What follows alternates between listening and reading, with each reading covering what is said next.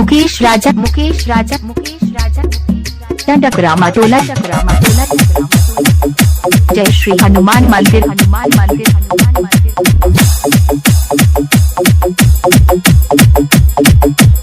भोरे भोरे अखियन के हम कैसे समझाई ऐसन मूर्तिया माई हम कहाँ पाई।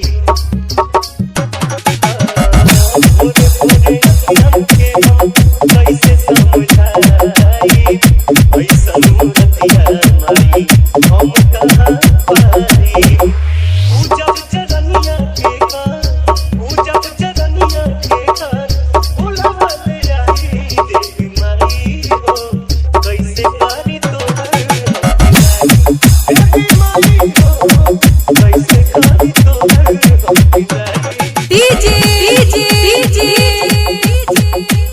मुकेश राजा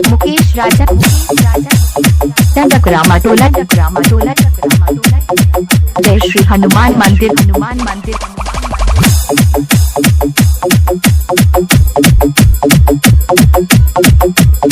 प्रीत के रीत दुश्मन इह संसार बा विधि के विधान से नहीं केहू बड़ी याद बा।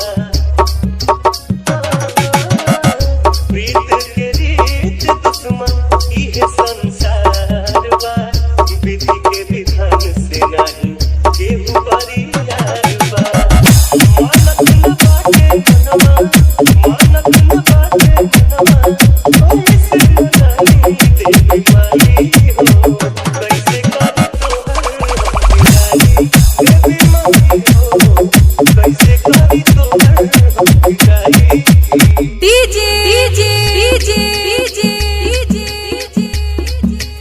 मुकेश राजा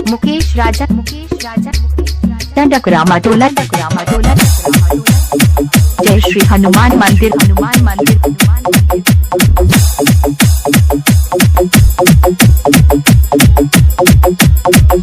विनय बिहारी पवन गुजरिया तोहार हो चरनिया के धुरिया टीका कैले लार हो। विनय बिहारी पवन गुजरिया तोहार हो चरनिया के धुरिया टीका कैले लार हो।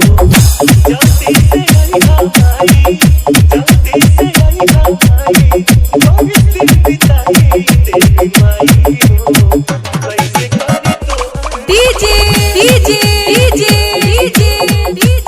मुकेश राजा टकरामा टोला जय श्री हनुमान मंदिर